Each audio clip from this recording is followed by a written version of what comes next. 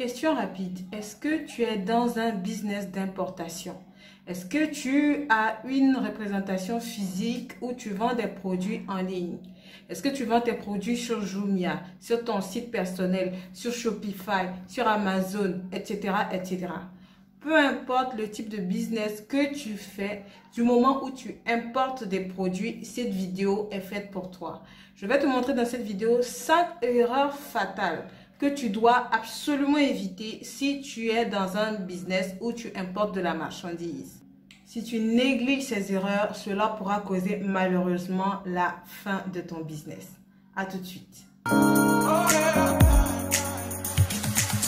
Bonjour les amis, bienvenue sur ma chaîne YouTube. Je m'appelle Tatiana pour ceux-là qui ne me connaissent pas. Et sur cette chaîne, on parle entrepreneuriat, e-commerce et motivation. Si vous êtes nouveau, je vous encourage fortement à vous abonner et activer la petite cloche de notification pour recevoir de façon hebdomadaire toutes nos vidéos gratuites que nous faisons sur les thèmes que j'ai cités précédemment. La deuxième chose à faire est de regarder dans la barre de description et de rejoindre notre groupe Facebook e-commerce gagnant dans lequel aussi je partage des astuces sur la thématique du e-commerce. Aussi, vous pouvez télécharger le e-book offert que j'ai écrit sur 3 secrets de réussite d'un business en ligne. Il est dans la barre de description. Vous pouvez le télécharger maintenant et avoir votre cadeau. Première erreur fatale que vous devez absolument éviter lorsque vous vous lancez dans un business en ligne, dans un business d'importation essentiellement, quel que soit le pays dans lequel vous êtes, c'est de mal calculer le taux de douane et de mal calculer le taux de change. Ça, ce sont des erreurs de débutants que plusieurs font. Lorsque vous achetez vos produits, ok, vous allez importer de la Chine vers un autre pays, de la Chine vers la France, vers les États-Unis, vers, je sais pas, le Canada ou vers l'Afrique, quel que soit le pays dans lequel vous êtes. Vous devez absolument vous renseigner sur les taux de douane, de savoir si vous êtes en Europe par exemple et que vous vous êtes fait livrer par DHL, FedEx, je ne fais pas de pub, vous devez vraiment savoir le taux de douane par rapport à la nature du produit que vous importez, ok? Vous devez savoir si c'est entre 25% et 30% de la marchandise que vous avez achetée, en raison de savoir comment est-ce que vous allez bien les appliquer pour avoir votre marge nette. Parce que tous ces coûts-là vont intervenir sur la marge que vous devez avoir. Si vous négligez cet aspect, vous allez être surpris des taux de douane. Si vous êtes surpris des taux de douane, vous serez vraiment embêté par rapport au prix final que vous allez fixer pour le produit. Pour ceux-là qui sont en Europe, dans mon groupe de travail, pour mes élèves dans les formations, je leur explique clairement comment est-ce qu'il faut faire pour ne pas se faire piéger par la douane lorsque vous êtes en Europe et comment est-ce que vous devez faire pour ne pas être piégé par rapport à la douane lorsque vous êtes en Afrique. Je l'explique vraiment en détail dans la formation. La deuxième chose que vous devez essentiellement, obligatoirement calculer, c'est le taux de change et les monnaies. Vous ne pouvez pas vous lancer dans un commerce international sans vraiment maîtriser tous les rates. Les taux de change, combien font $1 dans ta monnaie, combien font une livre, vous devez vraiment maîtriser 1 euro, toutes les devises dans votre monnaie. L'une des choses, des erreurs de débutants que j'ai fait au début, c'est de calculer même à certaines virgules près, de me tromper à certaines virgules près de la conversion en francs CFA du dollar. Ok, j'avais fait des erreurs par rapport aux virgules. Je vous assure que ces erreurs-là m'ont coûté beaucoup d'argent puisque quand tu commandes pour 2-3 $, c'est faisable. Mais lorsque le montant devient important, vous voyez que ça crée des problèmes. Donc, vous devez être en mesure de savoir tous les changements par rapport aux monnaies et bien sûr, bien les appliquer quand vous fixez vos prix, lorsque vous calculez vos prix de vente, vos marges, etc. Donc, retenez cette erreur. Ne pas faire d'erreur par rapport au taux de douane. Vous devez être vraiment informé et du taux de change. Deuxième erreur qui peut vous coûter vraiment des soucis si vous n'y prenez pas garde, c'est de vous lancer dans ce business-là comme si c'était un jeu. Je m'explique. Il y a plusieurs personnes qui se lancent dans le business en ligne en pensant que c'est juste un business où je peux avoir 100 000 chaque semaine et puis aller à la plage le week-end, etc. Je vous en supplie, le business en ligne, c'est une affaire de bâtir une entreprise. La durée d'une entreprise, normalement, c'est 99 ans. Ce qui veut dire que quand tu te lances dans un business en ligne, il faut te mettre à l'idée que pour les 10 prochaines années, tu seras en train de faire ce même business. Donc, prendre les choses avec un peu plus de sérieux. L'erreur que je veux mentionner ici, c'est de ne pas savoir votre retour sur investissement lorsque vous vous lancez en ligne. Vous devez absolument le savoir, quel que soit le produit que vous prenez. Vous devez être en mesure de voir par rapport à vos charges, ok, quel est le retour sur investissement, quelle est la marge nette que vous allez avoir sur vos produits. Ce n'est pas un jeu, vous êtes en business. Vous êtes en train de, si vous n'êtes pas encore entrepreneur, de travailler à devenir entrepreneur. Et ces choses-là, même avec 2 produits, 3 produits, c'est des choses que vous devez savoir, ok? Par rapport au retour sur investissement que vous voulez avoir, ça va déterminer le type de produit que vous allez importer. Par rapport au retour sur investissement que vous voulez avoir, ça va déterminer le prix que vous allez mettre et la marge que vous allez mettre sur vos produits. Personnellement, je choisis de ne pas vendre des produits qui ne vont pas me faire au moins 100% de marge. Est-ce que je peux répéter? Je décide de ne pas vendre de produits qui ne me feront pas minimum 100% de marge. Ça, c'est mon choix. Par rapport à mon business model, c'est des choses que j'applique parce que en fonction de mes charges, je ne peux pas m'amuser en fonction d'où je vais aller avec mon entreprise. Toi, tu dois le savoir.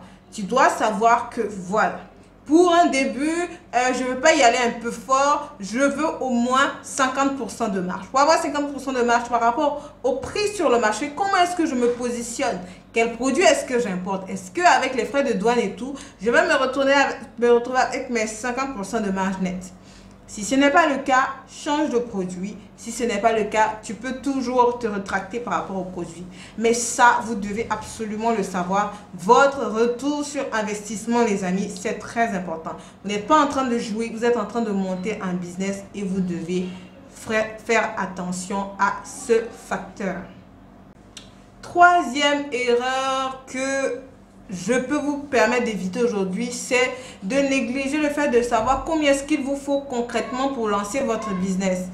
Vous devez savoir jusqu'au centième près de combien vous avez besoin pour votre business. Si vous voulez importer des cheveux, si vous voulez importer, je ne sais pas, n'importe quelle marchandise, asseyez-vous et faites un devis, faites un point de savoir est-ce que pour combien de marchandises je prends, combien est-ce que de douane j'aurai, combien est-ce que...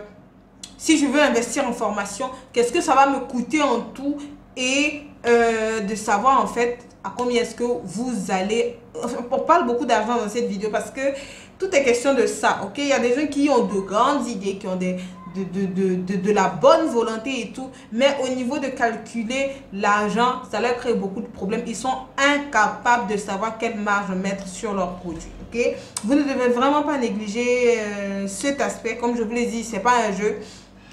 Faites un devis, je ne sais pas quel terme je vais employer, quel terme je vais encore employer. Faites un point vraiment clair de savoir combien de marchandises vous voulez investir par rapport à ce que vous avez comme cash actuellement et vous saurez ce qu'il vous faut, ce qui est plus pour vous parce qu'il y a beaucoup de gens qui font des erreurs dans le choix, dans leur commande, dans leur première commande, etc. J'en parle. Donc, comme troisième erreur, vous devez quantifier de combien d'argent vous avez besoin pour investir. Si vous avez 10 millions, sachez exactement où ces 10 millions-là vont partir pour un début. Quatrième erreur, les amis, c'est de faire une mauvaise planification de stock. Qu'est-ce que j'entends par mauvaise planification de stock? Tous ceux qui se commandent, qui se lancent au début dans l'importation, j'entends souvent dire pour ta première commande, il faut passer une commande test, tu ne dois pas commander beaucoup, etc. Moi, j'ai envie de dire, de poser une seule question. Est-ce que tu es en train de tester? Tu es en train de tester ou tu es en train de te positionner sur un marché? Parce que voilà le piège. C'est que tu vas, par exemple, si tu es en Europe, tu vas dépenser des air freight, des frais de transfert d'avion, etc. pour envoyer ta marchandise, pour envoyer des échantillons de marchandises qui ne vont pas te produire de l'argent, Ça veut dire que tu vas dépenser pour payer du transport qui ne va pas te produire de l'argent parce que, bien entendu, tu as décidé de commander 3 produits, 2 pièces, etc. Et tu vas te retrouver lorsque le produit est bon ou tu es prêt à vendre, c'est maintenant que tu vas relancer une autre commande, attendre, etc. Non, c'est une mauvaise façon de travailler. Pour commencer, tu dois savoir le minimum de stock que tu vas prendre au début pour te positionner déjà sur le marché. Au moins, tu as un certain stock qui va te permettre d'éponger les charges de transport que tu as faites pour un début. Oui, oui, oui, oui, oui. Parce que quand tu te lances comme ça, ben, tu ne fais pas encore de l'argent. Du coup, ça ne t'arrange pas de faire sortir de l'argent qui ne va pas te faire revenir. Donc, même la planification de la première commande et la planification de la deuxième commande, c'est une chose dont j'en parle, bien sûr, dans les formations. Vous avez besoin de savoir, ok, voilà le coût du transport. Même si c'est une commande test, j'ai besoin d'un certain nombre de pièces qui va me permettre d'éponger les frais, ok, de sorte à ce que même si, en même temps, je vous montre très bien comment faire pour choisir un bon fournisseur, comment réduire on va dire même à zéro le risque d'erreur et tout, et le risque de ne pas se faire livrer ou le risque d'avoir des produits de mauvaise qualité. Vous passez votre première commande, pas beaucoup, mais vous calculez exactement combien vous voulez de stock. Vous ne pouvez pas vous retrouver en train de commander 2 pièces et payer des frais de douane pour 2 pièces. C'est pas rentable, ça sert à rien. Donc, évaluez combien est-ce que vous avez besoin de stock pour éponger ces frais de douane, pour éponger les premiers frais que vous avez et vendre un peu de marchandises, avoir un peu de marchandises et ne pas être en rupture de stock. C'est ça le but. Donc, faites attention à ça. C'est une erreur à ne pas négliger. 5e erreur fatale enfin, c'est de ne pas avoir de budget marketing. Je vous en supplie les amis. Lorsque vous voulez vous lancer en ligne dans votre business, vous devez planifier votre budget marketing parce que c'est le marketing qui va vous faire vendre. Le marketing, c'est quoi? Le marketing, c'est comment séduire le client pour qu'il achète nos produits. Comment? C'est la procédure, le processus que vous allez mettre en place pour attirer les clients vers vous.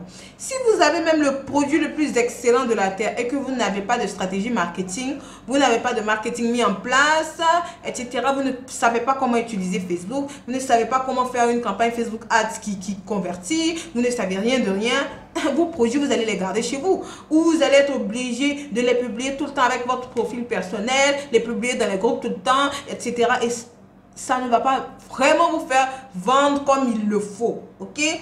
Donc, vous devez prévoir un budget marketing lorsque vous commencez. Vous devez le mettre en tête. Je vous dis, ici, on travaille avec des gens qui veulent faire de l'argent en ligne. Je vous ai dit, c'est pas une affaire de je veux 100 000 par semaine, 300 000 par mois, 400 000 et puis aller dormir à Assini parce que j'ai des bénéfices. Non, c'est pas une affaire de ça.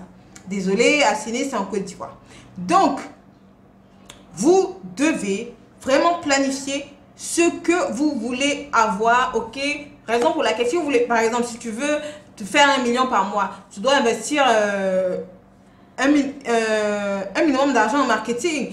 Des experts disent que le marketing fait 20% du chiffre d'affaires, ok? 20%. Ça veut dire que si tu vends 1 million, il y a 20% de ton chiffre d'affaires qui doit aller en marketing. C'est comme ça. Raison pour laquelle, lorsque on se lance en ligne, on ne vend pas n'importe quoi. Même si on a un avantage par rapport à ceux qui ont des boutiques physiques, on ne vend pas n'importe quoi parce qu'on doit vraiment miser sur le marketing pour avoir d'excellents résultats. Voilà les amis, les 5 erreurs que je vous ai mentionnées ici. La première erreur, ne pas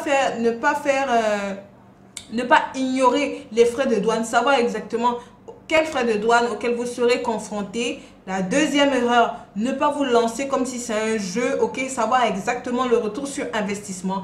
La troisième erreur, savoir de combien de cash vous avez besoin pour vous lancer par rapport à votre force financière sur le moment. La quatrième erreur, c'est de ne pas avoir de budget marketing. Et la cinquième erreur, de mal planifier son stock. Alors les amis, voilà pour cette vidéo. J'espère qu'elle vous a appris quelque chose. Si je ne fais que le mentionner, je n'hésite pas à le mentionner. Si vous voulez faire partie de la communauté d'entrepreneurs qui font 7 chiffres en ligne, rejoignez dès à présent la team 7 chiffres, toutes les infos dans la barre de description pour commander votre support de formation. Et on se dit à la prochaine vidéo. Bye.